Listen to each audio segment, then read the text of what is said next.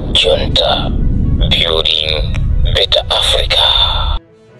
Mwatsuka bwanji abale ndi alongo. Palero ndofuna ndikuonetseni kapena kuti ndikutsekuleni maso pa zinthu zina zimene zikuchitika ku chipani cha MCP. Kapena ndinene kuti ndikutsekuleni maso nyasi zina zimene zikuchitika ku chipani cha MCP.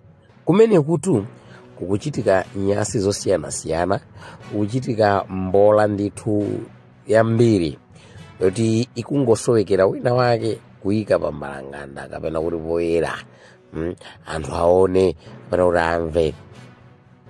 Kukutumidwa achinyamata kupanga ziwawa umakasokoneza misonkhano yawo ena, achinyamata kupasidwa zikwanje na mifuti kumakaphwanya ndithu katundu wa anthu ena as long as iwo sali achipani cha MCP. Endi MCP si kusamala kuti uyuyu ndi membala wathu kapena ndi nzathu ayi. Ngakhalenso munthu amene ali membala wawo akuvutana naye ndipo akudana naye, akumenyana naye, kutukwaniza naye, nyoza naye misonkhano, angakhale pa ground akumabwera umachita kudzionesera kuti awa akunyozana ndi uyu kapena kuti awa akuvutana ndi uyu. Ndikumbukira kuti azabwera munthu nake ochokera ku South Africa, wanazabwera kunoko kuzapanga conference kana kake ndithu cheza ndi anyamata yani.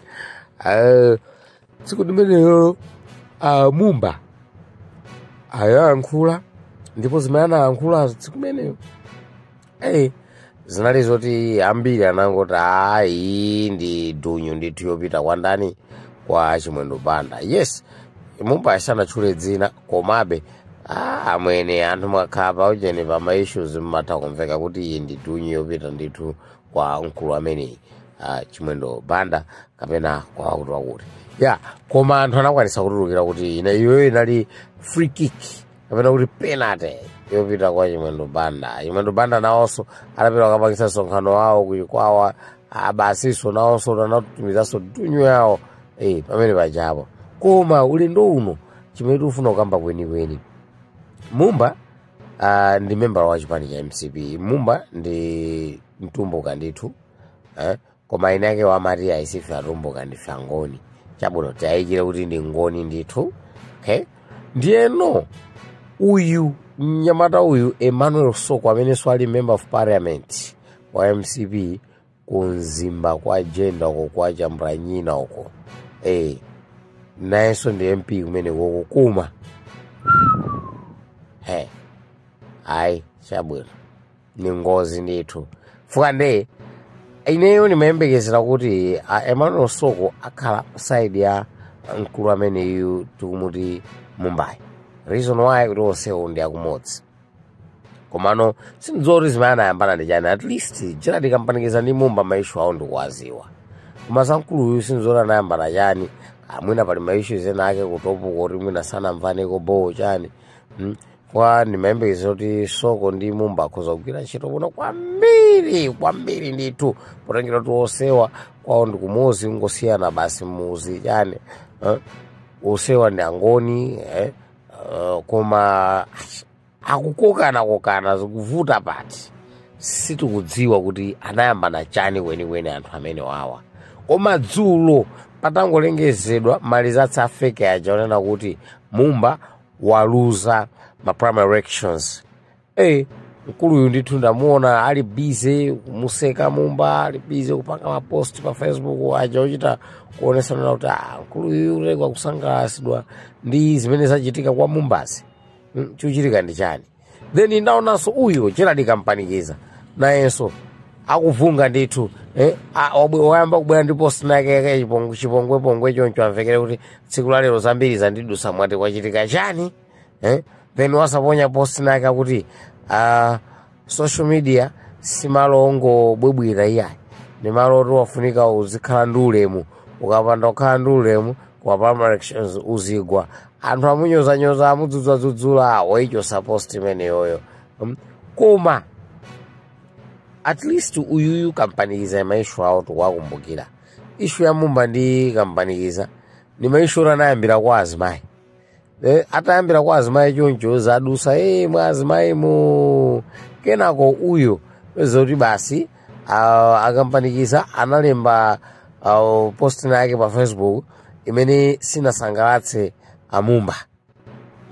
Amumba kwa iwo anayona kuti no akampanikiza kulankhula zinthu alibe nazo umboni ndipo ndiwatengere ku koti akapereke umboni ngati ali nawo ndipo ngati alibe umboni amene wawa ndipo tiyamenya ndithu chindapusa mbama ya chindapusa ina yakeja endi zinathekadi ndithu akampanikiza ndikunena panopo akadaperekabe ndalama ku koti 200,000 lonse ndi imene anavomera kuti akwanisa kupereka then okaswa apitaso kotuka pempha kuti 200 yachuluka pamwezi bwanyi mundichotsere moti amakapereka bendalama fana achaja ndi 4 mita kumene koko analilalira sanachosereso yayi ndipo ndalama ikuperekedwa kuti zipita kwa Amumba osati kwa munthu wina koma kwa Amumba chifukwa akampanikizawo analephera kupereka umboni okwanira pa koti kuti iwodi zomwe analankhula pa Facebook zo ndizoona ali nazo umboni ndipo umboni osanaonese ndi pamene analuzira. So kuchokera pamene popo Mumba ndi Gerald Kampanikiza samamvana ndipo sagwirizana ndi akampanikiza nthawi zonse amakhala kubwera ndi ma issue ndithu omalankhula zinthu zambirimbiri zomulankhula mkulu amene Mumba ndi sagonja mkulu amene sagonja saona nona kuti issue iyi ndimagwanayo nthawi zonse ayi salabada ndipo sakhanaso kumtima nthawi zonse amabwani ma issue ndemuone ngati okha MCP akudana ndekuli bwanji wa MCP ndo atipipi mwangati ngamvanepo ngati okha dzulo MCP okha dzuloli pa 11 May komwe kunzuzu akhapana kumene kuwotcha mpaka mapepala amene amafuna agwiritsidwe ntchito ngati ma ballot papers kuwotcha kumene kuyatsa moto zikwanje aturusilana zikwanje okha. So do you think kuti MCP ndi DPP angakhale madebasi okha ndithu avutana muchikwawamu mpaka na kupangana ziwawa do you think kuti amene wawa angakamvane ndi wina wa UDM wa Ford? Never. It can't happen. Tentoneso panopa mamembala ena MCP akutawako kutawa ku MCP ko not kutawira kuti yayi 14 ndalusa ku primary elections no akutawa akudziwa kuti panopa zisanachitike mbola ina yake kwa ineyo ndisanapangidwe chipongwe ndibwino ndichokeretu ndipo anthu akuchoka ndithu muchipani cha MCP kuchoka zicha zoti basi sakufunanso kuti akhale mbali ya MCP koma akhale pawokha ngati kuli kupanga nawo ndale loko ifukamba kuti MCP amayikondesesa DPP anadana naye kazi chani kuti chabwino DPP sindingalowe koma ndingokhala basi niyo ndale ndisapangeso koma zoti ndikhale ndi MCP sindikulola. Reason why ali ndi zifukwa zawo zokwanira zosonyeza kuti MCP ndi chipani choyipa chankhanza akakaka abwampini anthu osafunira zawo zabwino awongokhala ndi ma issues nthawi zonse ma issues basi nkhani zawo zoyipa zokapanazo pana basi zodyana sangapangeko chinthu chinake chabwino iya anthu oyipa kwambiri amene wawo endi ukuipa kwawo tuchita kuona maumboni akuoneka apa pasosukuliso ndi chimene ankatusa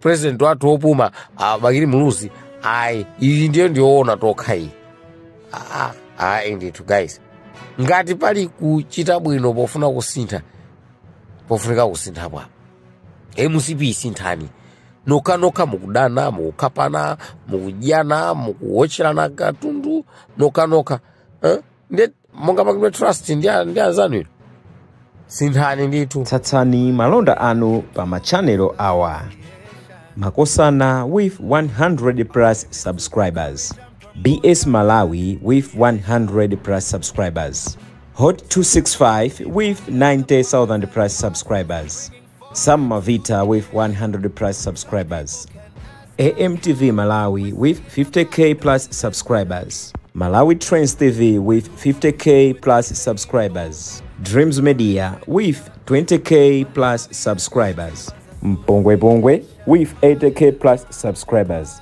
Crab Junta with 40k subscribers. komanso umata daily with 10k plus subscribers. Ndipo mutakutipeza kudzera pa Malawian YouTubers Association Maya. Utenga wanu udzafikira anthu oposaposa 500,000 pa tsiku. Tilumikizeni kudzera pa email iyi officialmaya265@gmail.com.